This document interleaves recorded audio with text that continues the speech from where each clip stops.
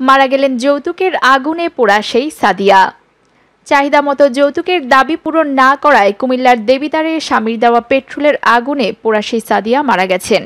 এক সপ্তাহ মৃত্যুর সঙ্গে লড়ে অবশেষে না ফেরার দেশে পাড়ি জমালেন সাদিয়া। সাদিয়া মৃত্যুর বিষয়টি নিশ্চিত করেন গুনাইঘর দক্ষিণ ইউনিয়ন পরিষদ চেয়ারম্যান মোহাম্মদ হুমায়ুন কবির।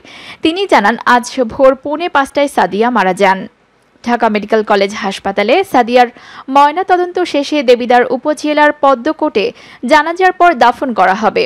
যৌতুকের দাবি মিটিয়েই 2 বছর আগে কুমিল্লার দেবিদ্বার উপজেলার গুনাইঘর গ্রামের নুরুল ইসলাম নুরু সরকারের ছেলে আসাদ সরকারের সঙ্গে বিয়ে হয় সাদিয়ার। নিহত সাদিয়া একই উপজেলার পদ্মকোট গ্রামের মোহাম্মদ ফরিদুল আলম সরকারের মেয়ে। পরিবারের অভিযোগ, ঈদের আগে আরও 5 লাখ টাকা যৌতুক দাবি করে আসাদ। টাকা দিতে না পারায় গত শনিবার সকাল 8টার দিকে দেবিদ্বার উপজেলা সদরের বানিয়াপাড়া ভাড়া বাসায় সাদিয়ার গায়ে আগুন ধরিয়ে দেন আসাদ। গুরুতর দগ্ধ সাদিয়াকে প্রথমে দেবিদ্বার উপজেলা স্বাস্থ্য কমপ্লেক্স ও পরে কুমিল্লা মেডিকেল কলেজ হাসপাতালে ভর্তি করা হয়। অবস্থা আশঙ্কাজনক হওয়ায় তাকে দ্রুত শেখ হাসিনা জাতীয় বার্ন ও প্লাস্টিক সার্জারি ইনস্টিটিউটে নেওয়া হয়। সেখানে তিনি 1 সপ্তাহ মৃত্যুর সঙ্গে লড়ে শনিবার ভোর 4:45টায় মারা যান। এ ঘটনায় দোষীদের দৃষ্টান্তমূলক শাস্তি চান এলাকাবাসী সহ স্থানীয় জনপ্রতিনিধিরা। সাদিয়া আক্তার হত্যায় জড়িতদের ছাড় দেওয়া হবে না বলে জানিয়েছে কুমিল্লার পুলিশ সুপার ফারুক আহমেদ।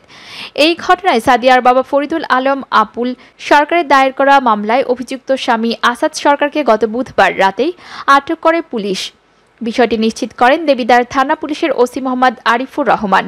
গত বৃহস্পতিবার সন্ধ্যায় শেখ হাসিনা জাতীয় বার্ন ও প্লাস্টিক সার্জারি ইনস্টিটিউটে সাদিয়া ভিডিও বার্তায় বলেছিলেন, আমার স্বামী আমাকে এর আগেও কয়েকবার বলেছেন যে পেট্রোল ঢেলে আগুনে পুড়িয়ে হত্যা করবে। গত 5 মাস ধরে যৌতুকের জন্য আমাকে প্রতিনিয়ত শারীরিক ও মানসিক নির্যাতন করে আসছিল। আমার স্বামী সহ শ্বশুরবাড়ির সবাই শুধু বলতো, বাপের বাড়ি থেকে টাকা নিয়ে আয়। টাকা না দেওয়ায় আমার শরীরে পেট্রোল ঢেলে আগুন ধরিয়ে দেয় আমার স্বামী।